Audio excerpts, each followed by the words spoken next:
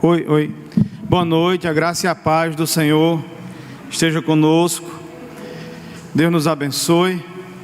Quero inicialmente agradecer a Deus pela oportunidade de estar aqui, irmãos, com vocês. Já estive em outras oportunidades, mas enquanto nós estávamos naquele outro prédio, era um prédio menor, né? E Deus nos deu a oportunidade de estarmos aqui. Para a glória do nome do Senhor. Fico feliz, irmãos, ver o trabalho crescendo, desenvolvendo. É sinal de que Deus está conosco. Tem pessoas que têm se achegado e Deus tem usado a liderança da igreja para o crescimento.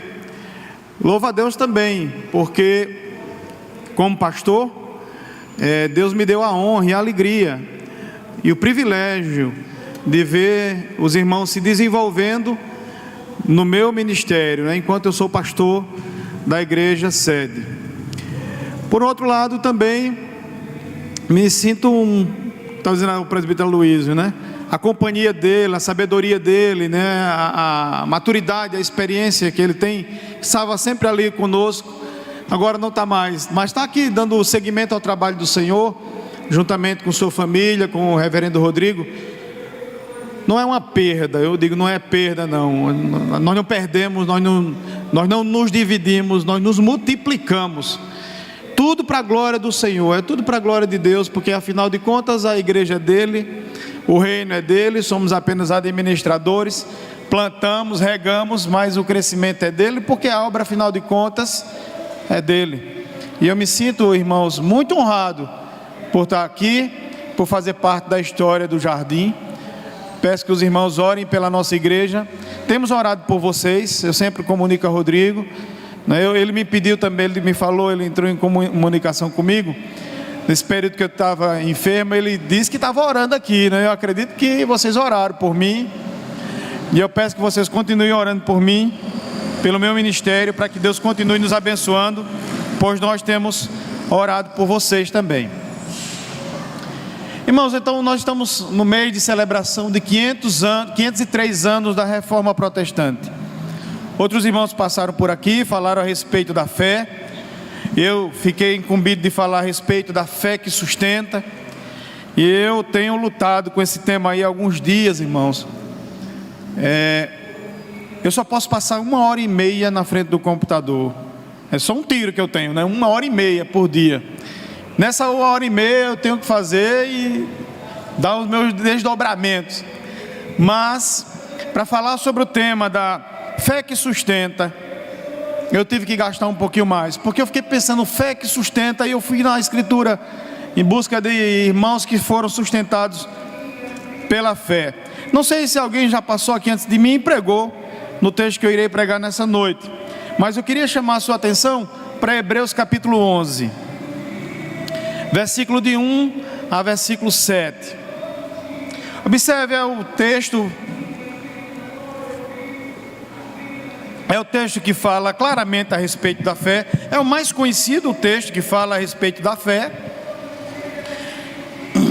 E eu queria chamar a atenção de vocês para esse texto, e vamos ler juntos esse texto.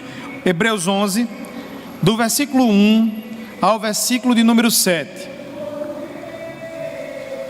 Ora, a fé é a certeza das coisas que se esperam. A fé é convicção de fatos que não se veem. Pois, pela fé, os antigos obtiveram bom testemunho. Pela fé, entendemos que o universo foi formado pela palavra de Deus, de maneira que o visível veio a existir das coisas que não aparecem. Pela fé, Abel ofereceu a Deus mais excelente sacrifício do que Caim, pelo qual obteve testemunho de ser justo, tendo a aprovação de Deus quanto às suas ofertas. Por meio dela também, mesmo depois de morto, ainda fala. Pela fé, Enoque foi trasladado para não ver a morte. Não foi achado porque Deus o trasladara. Pois antes da sua transladação, obteve testemunho de haver agradado a Deus. De fato, sem fé, é impossível agradar a Deus. Pois, porquanto é necessário que aqueles que se aproximam de Deus creiam que Ele existe e que se torna galardoador dos que o buscam. Pela fé, Noé obteve testemunho acerca de acontecimentos que ainda não se viam, e sendo temente a Deus, aparelhou uma arca para a salvação da sua casa, pela qual condenou o mundo e se tornou herdeiro da justiça que vem da fé. Amém. Até aí. Nosso Deus, por misericórdia, por tua graça que é infinita e que se renova, e tua misericórdia que se renova a cada manhã, suplicamos ao Senhor que em nome de Jesus, por tua bondade, fale ao nosso coração, clareando, Senhor Deus, o texto que foi lido para nós, ao passo que possamos compreendê-lo e aplicarmos ao nosso coração e mudarmos o nosso modo de vida através da palavra, em nome de Jesus Cristo. Amém. Amém. Meus irmãos, a fé, ela é cardinal para o cristianismo. Os reformadores entenderam isso. Os reformadores observaram que o artigo de fé mais atacado pelo adversário é a justificação pela fé somente.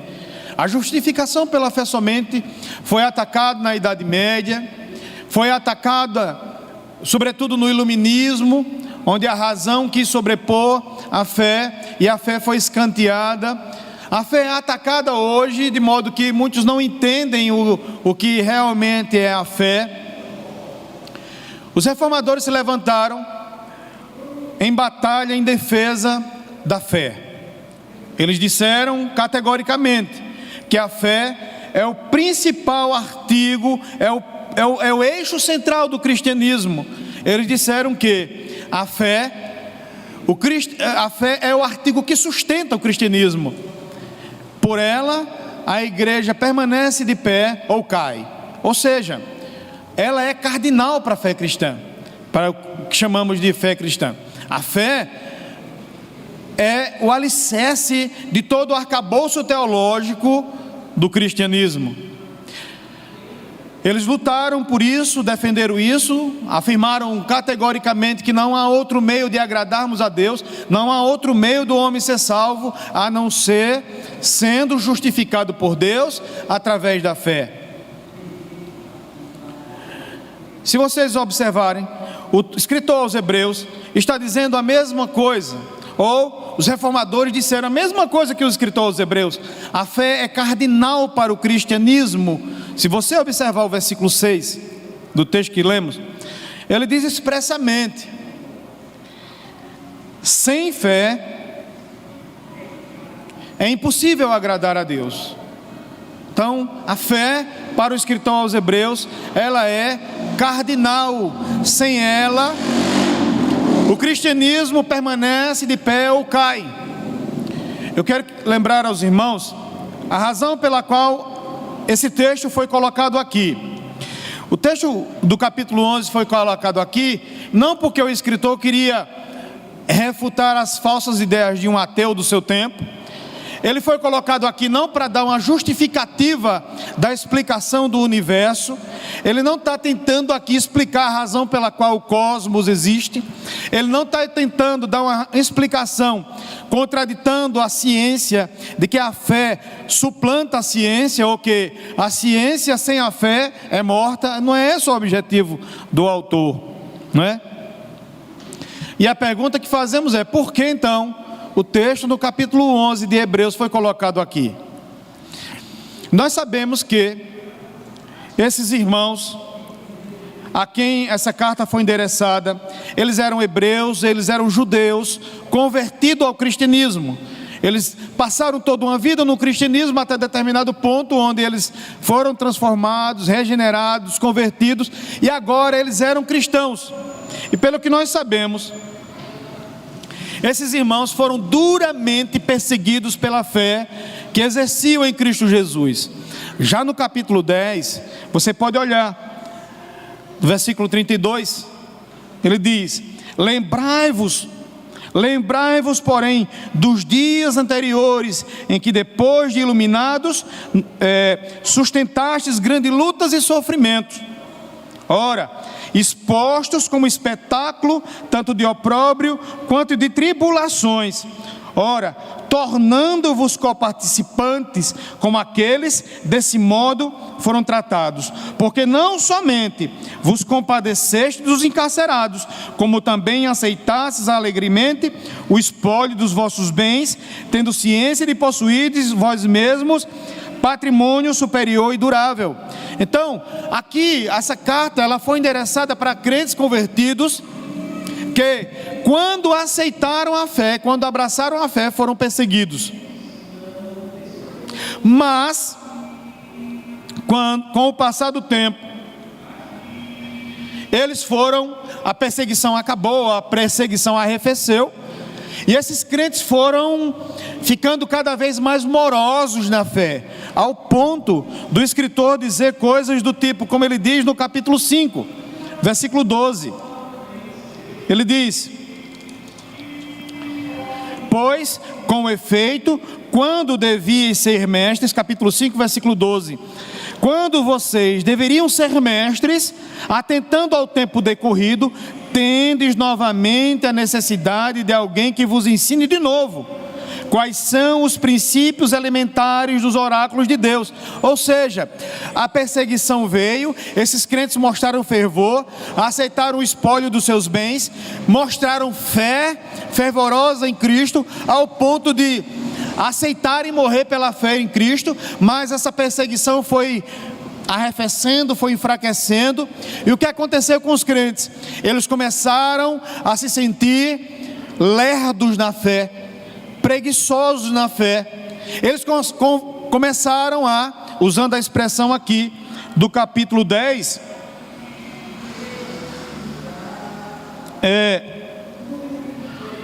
eles começaram a deixar de congregar, capítulo 10, versículo 25. Eles começaram a não querer mais congregar na igreja, começaram a, usando uma expressão que nós usamos aqui, esfriar na fé. Esfriar na fé. E aí começou então um passo seguinte. Depois do esfriamento, capítulo 10, versículo 38, eles estavam esfriando na fé e retrocedendo. Observe o versículo 38.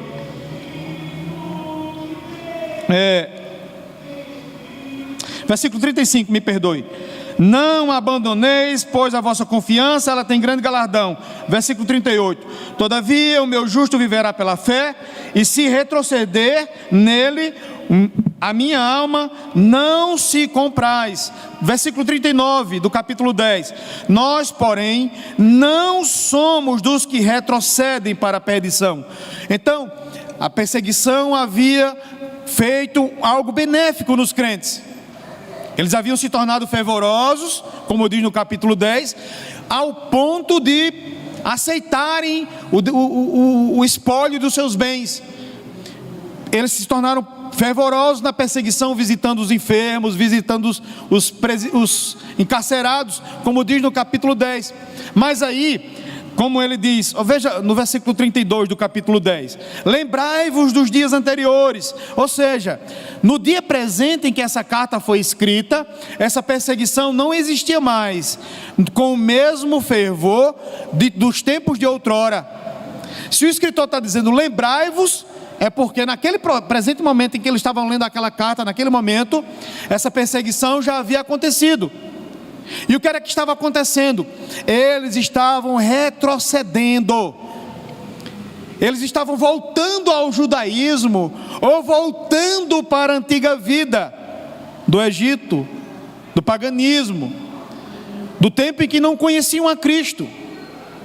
E aí o escritor chega para essa igreja, né, ou igrejas no plural, e ele exorta os membros a não retrocederem, Observe, nós não somos dos que retrocedem, nós somos, entretanto, da fé. A fé é o que impede os crentes, ou o que poderia impedir os crentes de não retrocederem. E é essa a razão pela qual o capítulo 11 foi colocado aqui, porque haviam crentes que estavam retrocedendo, e o autor, o pastor que escreve a carta diz: não retrocedam, não voltem atrás. Nós não somos dos que retrocedem, lembrem, nós somos da fé. A fé é a única coisa que pode impedir o crente, que sustenta o crente, impedindo-o de retroceder para a antiga vida. E aí ele escreve esse capítulo 11, não é? Que um puritano chamou de o pequeno livro dos mártires. O pequeno livro dos mártires. Esse capítulo está aí não para mostrar o quão valioso é também isso, né? Mas não somente isso, para mostrar o quão valioso é a fé. Mas esses homens da galeria da fé foram inseridos aí para explicar o que o autor diz no versículo 39 do capítulo 10. Aí ele está chamando os crentes a continuarem perseverando e não retrocederem na fé. E aí ele cita o exemplo. Ele vai dizer, irmãos, várias coisas a respeito da fé no capítulo 11. Eu quero chamar sua atenção. Meus irmãos, me perdoem meu jeito de falar. Eu estou ainda eu descobri recentemente que eu tenho hérnia de disco, e descobri da pior maneira possível, e eu não posso passar muito tempo em pé, né? Então assim, eu ainda não faz um mês ainda que descobri isso. Eu estou ainda para ir ao médico de coluna, então sentindo muitas dores. Então enquanto eu estiver aqui, se eu estiver dando essas pausas aí, é porque eu ainda estou sentindo um incômodo aí. Peço desculpa aos irmãos. Então a razão pela qual o capítulo 11 está aí é para explicar o que ele diz no versículo 39. A fé é o que impulsiona o crente a não retroceder. Observe que esse é o objetivo do autor. Observe, por exemplo, como nós já lemos, o versículo 35 do capítulo 10. Ele cita novamente a questão da fé. Não abandoneis, portanto, a vossa confiança. Não abandonem a fé. Não retrocedam para as obras. Não retrocedam para o judaísmo com a religião de liturgias vazias. Continuem confiando, porque a confiança tem grande galardão. Eles tinham que continuar na fé e não voltar para as obras, para o que era visível, para o que era palpável no judaísmo, mas continuar na caminhada da fé. E ele diz 3 coisas a respeito da fé. Todas as 3 coisas, no texto que nós lemos, do versículo 1 ao versículo 7, todas as 3 coisas começam com a letra E. Ele explica a fé, versículo 1 a 3, explica, 1 a 3. Depois ele exemplifica a fé, versículo 4 e versículo 7. E depois ele, deixa eu ler aqui que eu não lembro. Ele enfatiza a fé, versículo 6. Ele explica a fé, versículo de 1 a 3. Ele exemplifica a fé, versículo 4 e versículo 7. E ele enfatiza a necessidade da fé no versículo 6. Vamos ver então a explicação da fé. Ele diz: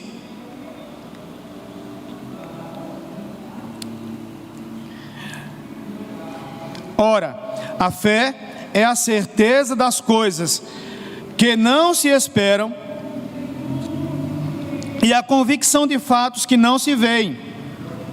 Na verdade, o que o autor está propondo aqui, ele não está de maneira nenhuma também tentando dar uma definição exaustiva do que é fé. A fé não é só isso que ele diz aqui no versículo 1. A fé não se limita a essa definição. Ele não está dando a definição total da fé. Observe que ele está dando a fé, ele está explicando a fé que vai suprir a necessidade do seu argumento no versículo 39.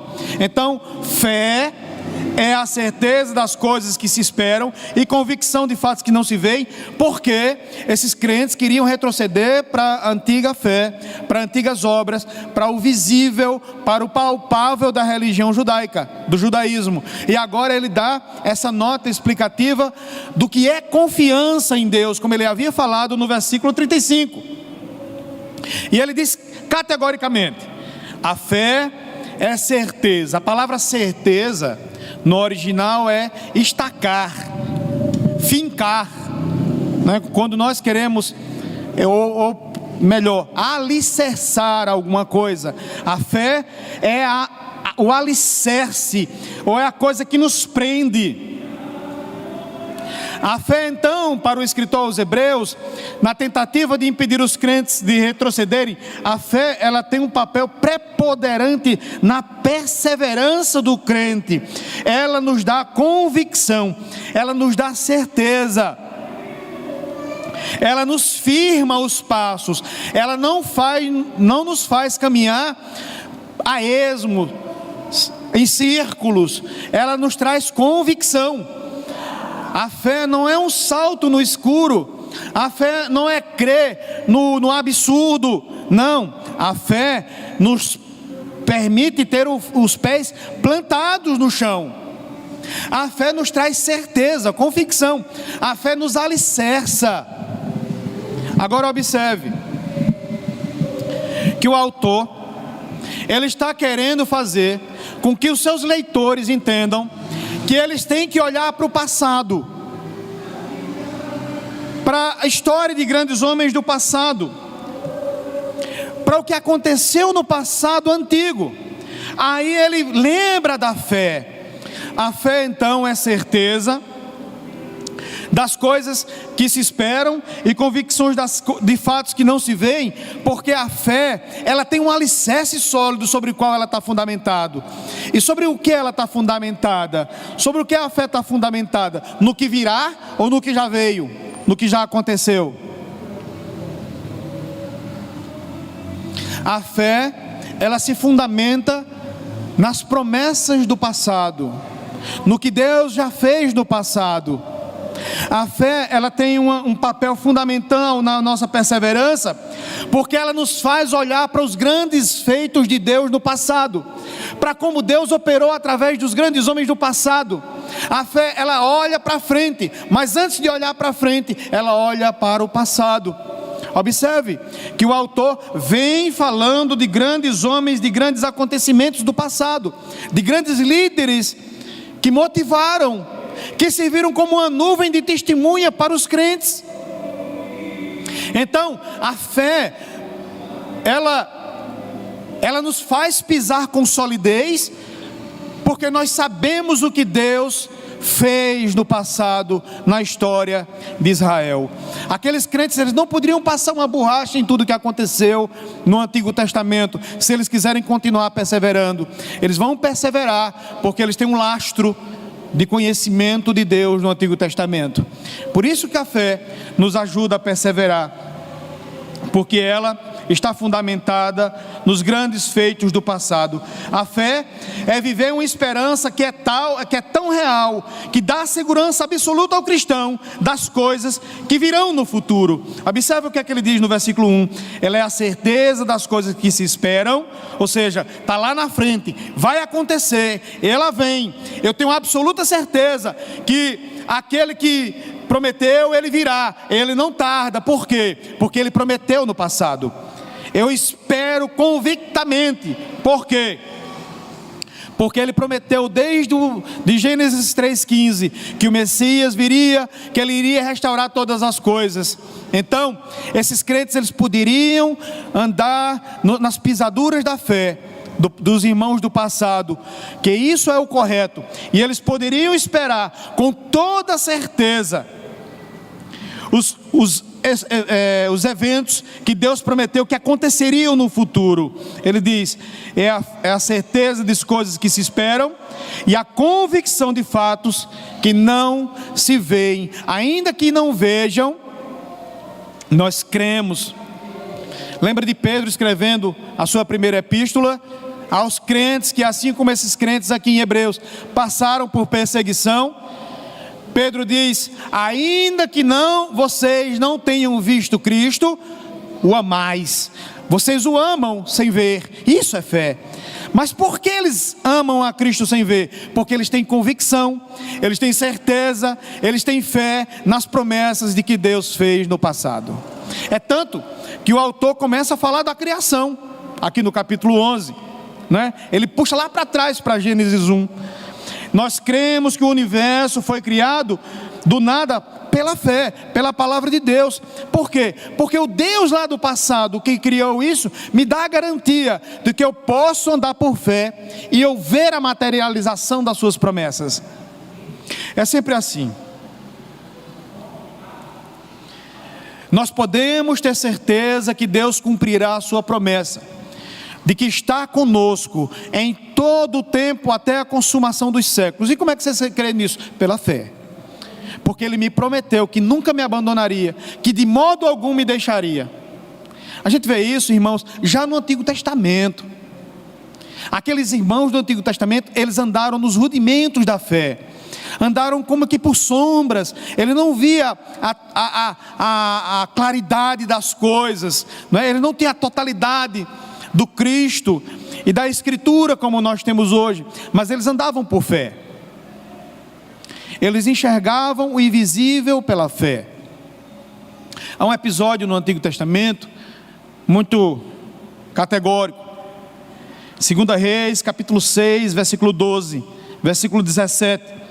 Os exércitos inimigos cercam o lugar onde estava Eliseu, e o moço de Eliseu fica aterrado de medo.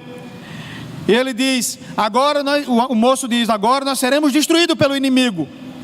E Eliseu, ele diz: Senhor, abre os olhos de Geazi, para que ele veja quem está conosco. Deus abre os olhos de Geazi e ele vê multidão de anjos. Ele vê uma legião de anjos nos montes protegendo a cidade. Por quê? Eliseu tinha tal certeza de que eles não estavam só, porque Deus havia prometido que nunca abandonaria o seu povo. A coluna de nuvem, a coluna de fogo, Deus nunca deixou o seu povo sozinho. Nós podemos andar pelos lugares mais ermos, mais sombrios dessa terra, e ter certeza de que o Senhor está conosco ali, porque Ele nos prometeu. Isso é fé. É quando nós lançamos a nossa confiança na sua promessa. Se Ele disse, Ele é fiel para cumprir. Se Ele disse que não vai nos abandonar, se Ele disse que habita no meio dos nossos louvores, se Ele disse que se nós orássemos com fé, crendo, receberíamos, nós não podemos duvidar por incredulidade. Arthur Pink, não é? Um pregador batista, ele disse, ele usou uma analogia para explicar o livro, esse versículo de Hebreus. Ele disse: esse texto é como dois homens que estivessem no navio, olhando ambos para a mesma direção. Um olha e diz: eu não estou vendo nada no horizonte, eu não vejo nenhuma ilha, nenhuma embarcação no horizonte. O outro diz assim: eu estou vendo não apenas uma ilha, mas estou vendo vários e vários navios vindo para nos ajudar. O primeiro olhou apenas com os seus olhos. O outro, o segundo, que viu mais coisas, olhou com um telescópio. É isso que o escritor aos Hebreus está dizendo. Ele está dizendo, ensinando aos seus leitores, que eles podem ver muito mais ou muito além do que os olhos naturais podem enxergar. Não há nenhuma luta entre a fé e a ciência.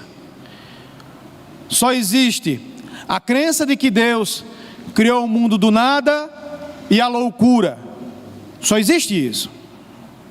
Só existe o fato de que o Senhor, com sua palavra, criou tudo do absolutamente nada e os loucos. Só isso. Os mais estudiosos, PhDs, que afirmam, como Richard Dawkins, que Deus é um delírio, que a fé naufragou, que não há fé, que a fé é algo que não exige convicções, que não pode ser provado, e que por isso ela deve ser totalmente desmerecida, é louco. É louco. Porque a fé, ela é certeza, é convicção, é certeza. Se tem alguém mais convicto e mais certo, somos nós cristãos. Nós estamos plenamente certos do que o mundo é o que é, e existe porque Deus o criou do nada. Toda a raça humana surgiu a partir de um casal. Estamos convictos disso. Que passar disso é loucura. Então, um livro muito bom que eu queria que eu indico aos irmãos, Verdade Absoluta. Verdade Absoluta, Nancy Pearson. Alguém já leram esse livro? Verdade Absoluta.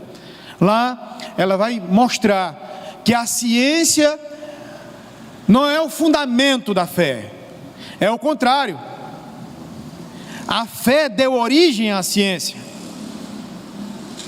Ela diz: o que motiva os cientistas a sair e estudar o mundo? Se eles creem que o mundo veio à origem através do caos, o caos deu origem à ordem, como é que você vai estudar o caos?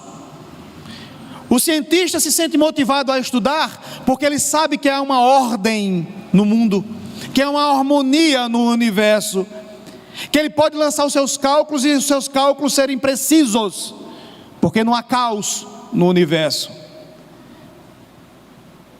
Se fosse como eles dizem, jamais o universo poderia ser estudado. Ela diz lá no livro: se nós pudéssemos pensar na figura de um cientista, como era que você pensaria num cientista? Um homem num laboratório cheio de máscara e pipetas e aqueles tubos de ensaio.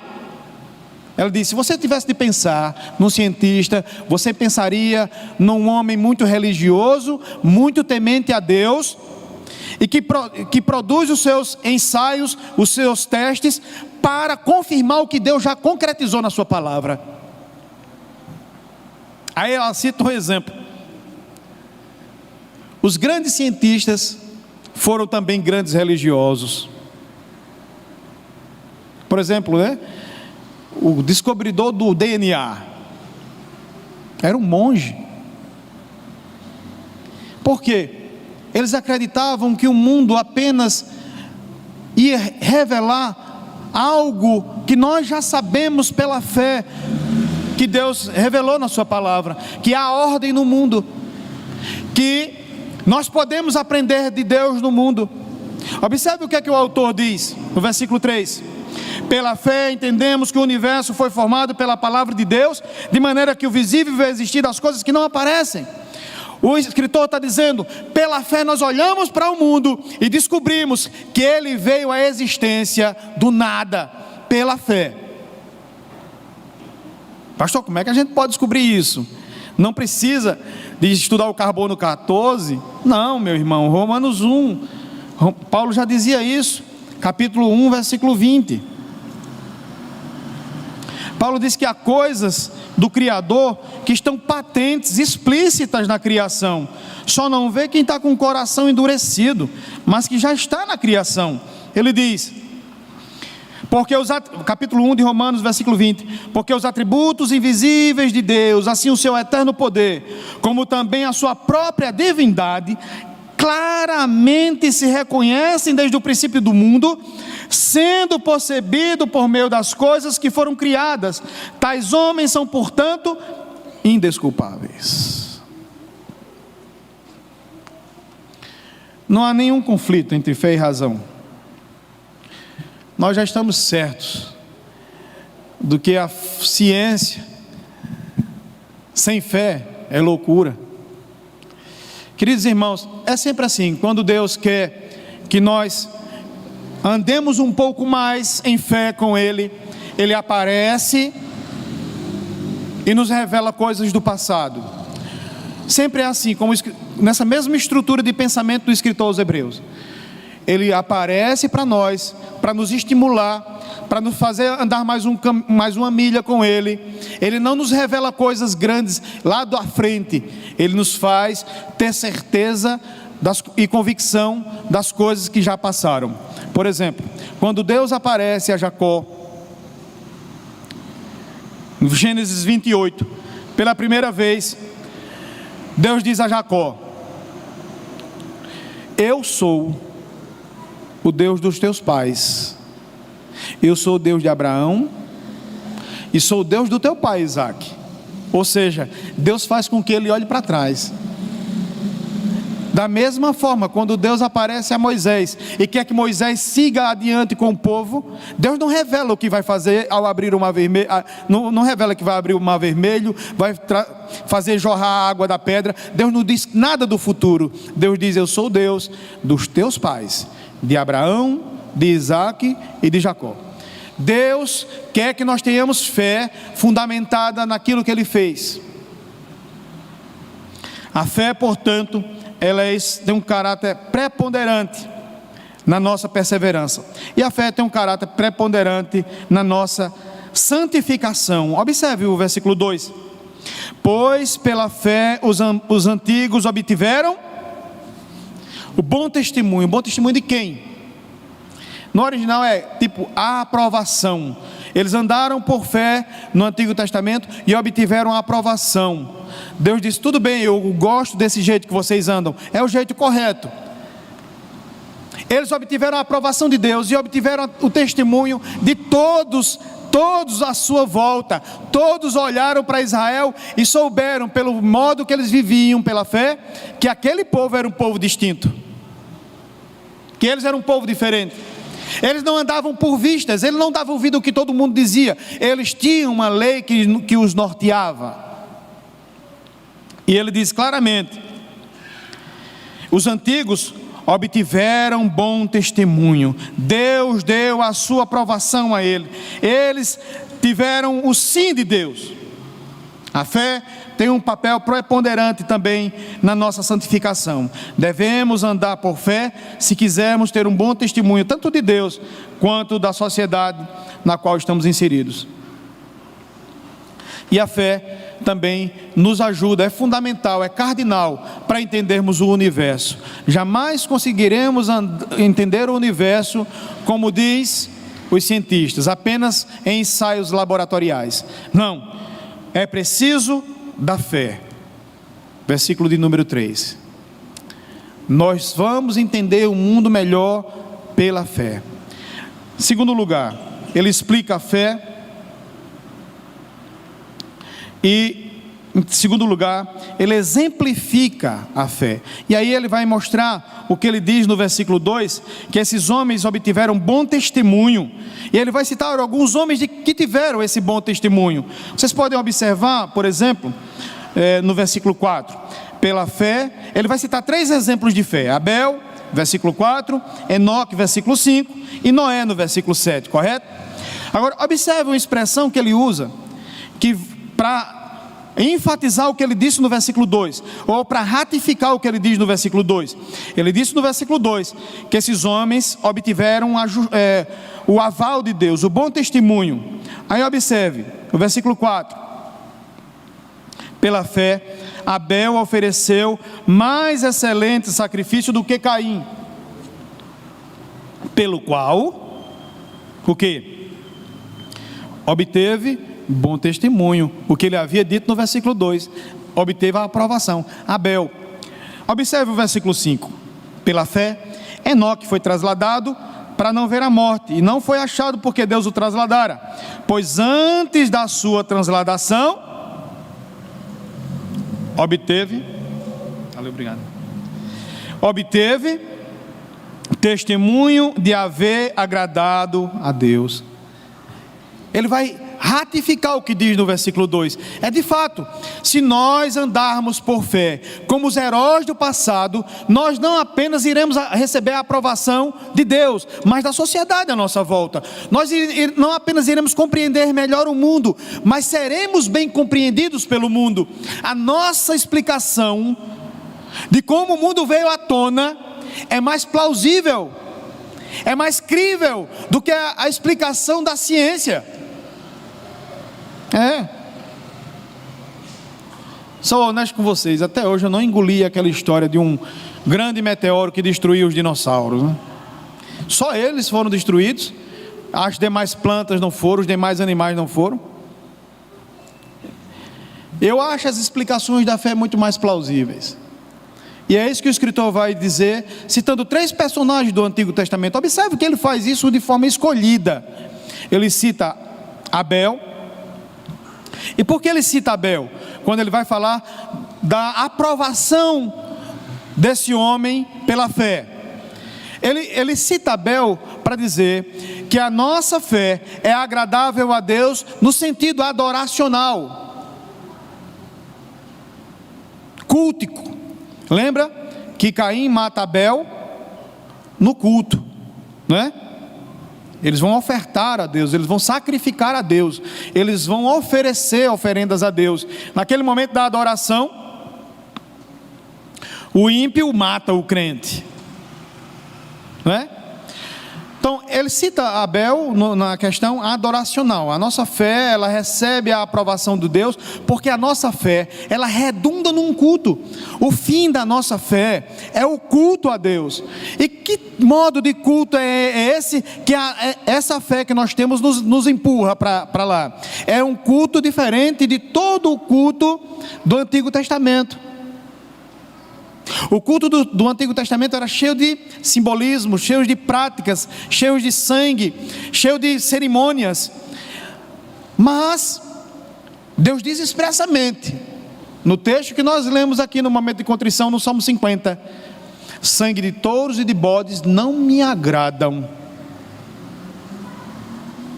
Sangue de touros e de bodes não são suficientes para perdoar pecados. Salmo 40: sacrifícios, touros e bodes não quiseste, antes, Salmo 40, antes um corpo me formastes. Está lá no Salmo 40, ele formou um corpo. E ele cita Abel para mostrar que a adoração que nós proporcionamos a Deus através da fé, essa recebe bom testemunho de Deus.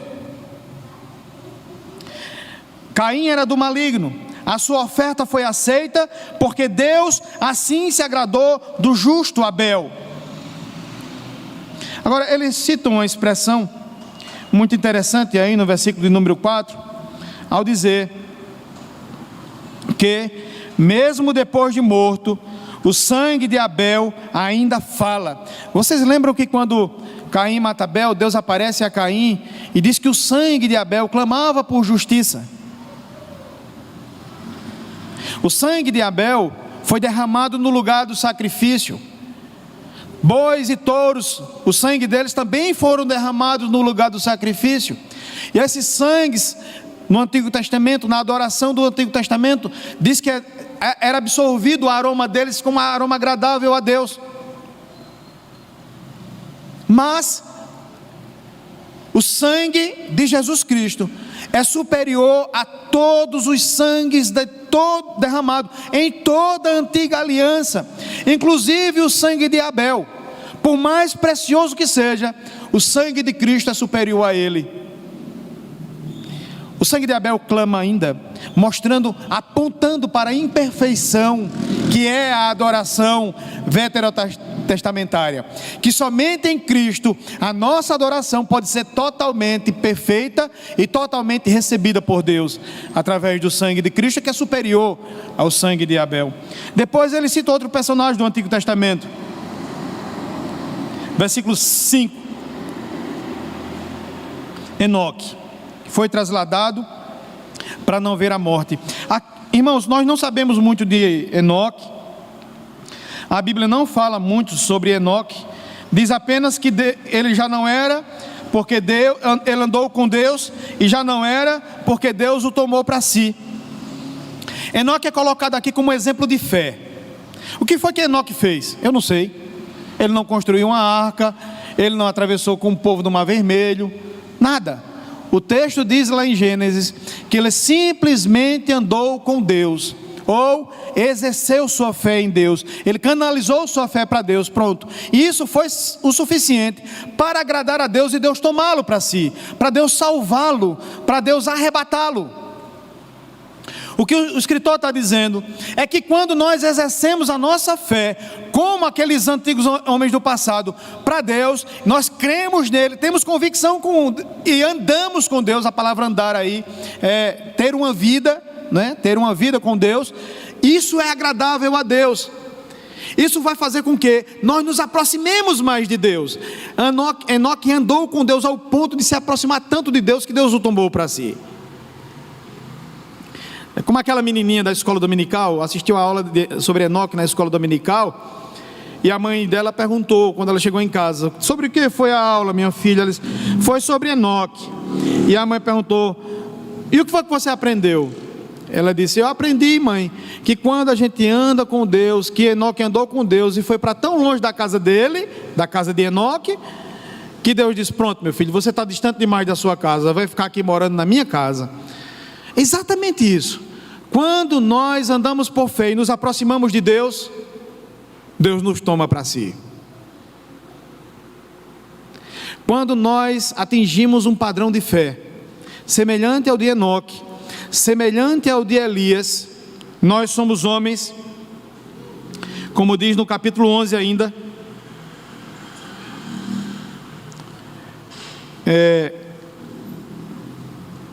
homens dos quais o mundo não era digno, versículo 38.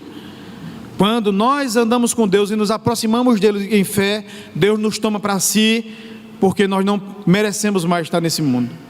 Você já imaginou, irmãos, Elias mandando chover, chovia, mandando parar de chover, parava, e andando entre nós? Eliseu fazendo Machado levitar, ressuscitando o filho de viúva, andando entre nós.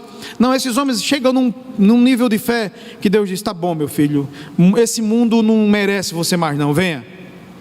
Enoque foi trasladado por Deus porque creu, e lançou sua crença, lançou sua confiança em Deus, por isso que ele entra aqui, na galeria da fé.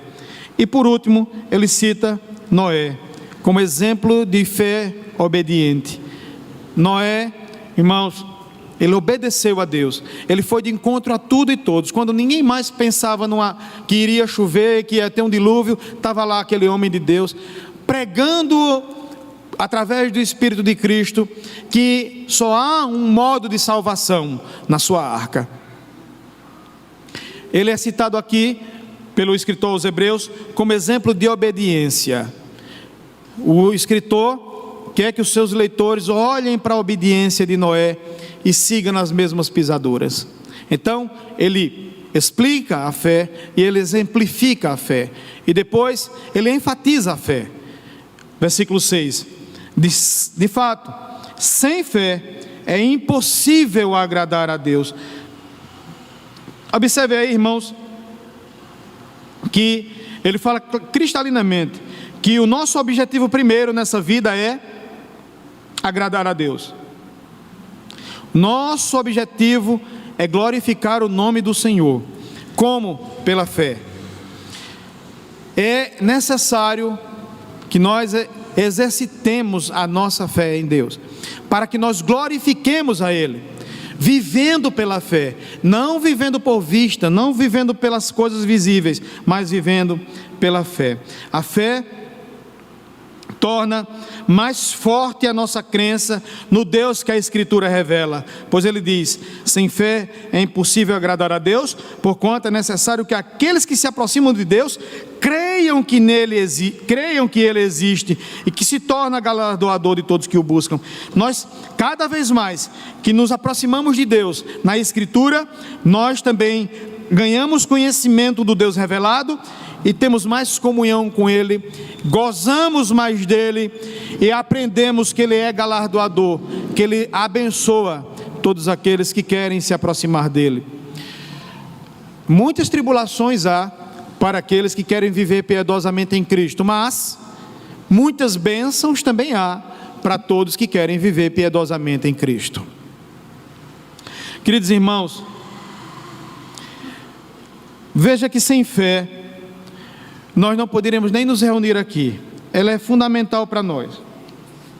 A fé não é meritória. Nós não merecemos a fé. Paulo deixa bem claro em Efésios 2 que a fé nos foi imputada. É um dom da graça de Deus. Nós não fizemos nada para recebê-la, a não ser estender a mão, né? Foi essa a ideia dos reformadores. A fé é a mão que abraça toda a dádiva de Deus. Deus imputa a fé em nós e através dessa fé nós estendemos a mão para receber as bênçãos que o Senhor tem prometido para cada um de nós. No livro dos Mártires de John Foxe, há um missionário que foi um dos únicos missionários que morreu pelos canibais. Ele foi cozido e comido pelos canibais. O nome dele é John Peyton. Ele morreu numa ilha. Depois a sua mulher volta para essa ilha como missionária e ela continua a obra que ele começou. John Peyton. John Peyton, quando começou nessa ilha para pregar o evangelho aos índios, ele tentou traduzir o Novo Testamento para a língua desses aborígenes, desses índios. Mas ele não conseguia achar uma palavra para fé. Então alguém andou muito, um outro missionário que o ajudava andou muito, e ele disse assim: estou cansado e vou lançar todo o meu corpo sobre essa cadeira macia e descansar um pouco. E aí John Peyton descobriu que palavra ele poderia usar naquele dialeto que pudesse simbolizar o que significa fé. Fé é lançar todo o nosso peso sobre alguma coisa ou sobre alguém. É isso que o escritor aos Hebreus quer que façamos. Lance todo o nosso ser, tudo que nós temos, toda a carga de conhecimento, toda a bagagem de vida, que nós a subjuguemos ao senhorio de Cristo. Lancemos tudo isso aos pés de Cristo. Depositemos tudo que nós somos e que temos nele. Isso é fé. Não viver mais, mas Cristo viver em nós. Rapidamente, bem rápido. Fé, ela é usada pelo escritor aos Hebreus aqui como um elemento que acalma os nossos medos. Se você está sendo perseguido, os despojos dos seus bens os seus bens estão sendo despojados, tem perseguição sobre você, calma. A fé é o remédio para lançar fora todo o medo. Fé é usada pelo escritor aqui também como um elemento que amortece a nossa queda. Se você está tendo queda de fé, pensando em retroceder, fé. Tenha calma, olhe os exemplos de fé do passado. A fé é usada aqui pelo escritor aos Hebreus como um elemento que confirma a nossa certeza da vinda de Cristo no futuro. Ela é usada aqui como algo para nos dar concretude, certeza e convicção do que Deus que fez a promessa, Ele é fiel para cumpri-la. Se Ele disse que que o nosso Redentor viria, certamente virá, sem demora. A fé é usada aqui também como um elemento que desafia nossas fraquezas. Se nós sabemos que temos fraqueza, devemos superá-las por fé. E a fé, em último lugar, é usada pelo escritor aos Hebreus aqui como um elemento que chama os nossos amigos. Nós só podemos ter fé, só podemos ter verdadeira unidade, se for através da fé. Não existe verdadeira comunhão com quem não tem fé, a mesma fé, ou deposita a mesma fé na mesma pessoa que nós. Comunhão é algo teológico. Nós não criamos comunhão. Não existe retiro de comunhão. Retiro nunca promoverá uma verdadeira comunhão, porque a comunhão entre os crentes, ela já existe. E ela foi conquistada na cruz do Calvário. O que nós podemos fazer é manter a comunhão que já existe, como Paulo diz lá aos Efésios. perseverar na comunhão, lutar pela comunhão para que ela não dissolva, mas nós não podemos criar comunhão, fazer comunhão. Ela já foi feita na cruz do Calvário. Lembra do Salmo 133, né? Ó, quão bom e agradável é que os irmãos vivam em união. Isso é bom, mas lembra do mediador. Só existe verdadeira comunhão pelo mediador. É como o óleo que desce sobre as barbas e das barbas de Arão e desce para as golas das suas vestes. A comunhão entre crentes, ela é por fé. Por fé. Por fé no mediador e no Deus Pai que sustenta toda a sua obra. A fé também nos ajuda a preservar o vínculo da comunhão. Vamos orar. Nosso Deus, Pai Santo, no nome de Jesus, a minha oração hoje é a mesma oração daqueles irmãos que estiveram com o Senhor Jesus Cristo e disse: Senhor, aumenta a nossa fé. Eu peço, Pai, que aumente nossa fé. Vivemos, ó Deus, em tempos tão difíceis, ó Deus, onde os homens têm se tornado materialistas. Muitos apenas creem no que veem, muitos dão ouvidos ao que a suposta ciência diz e esquece o que a fé diz. Muitos têm valorizado mais a ciência do que a crença, a fé na Tua palavra. Eu peço ao Senhor que o Senhor nos oriente para o que realmente é verdadeiro. A fé, a Tua palavra, essa sim há de permanecer para todo sempre. E nós, Senhor Deus, nós somos guiados por essa palavra. Nós somos guiados pela fé que nos encaminha para a Tua palavra e nos encaminha ao Teu senhorio. Por isso, Senhor, quero agradecer ao Senhor pelas celebrações da Reforma Protestante e de nos fazer lembrar de tão importante assunto que é a fé. Pois sem ela, Senhor Deus, jamais iremos agradar ao Senhor ou gozar dos benefícios que o Senhor tem preparado para nós. É no nome de Jesus que eu agradeço ao Senhor. Amém.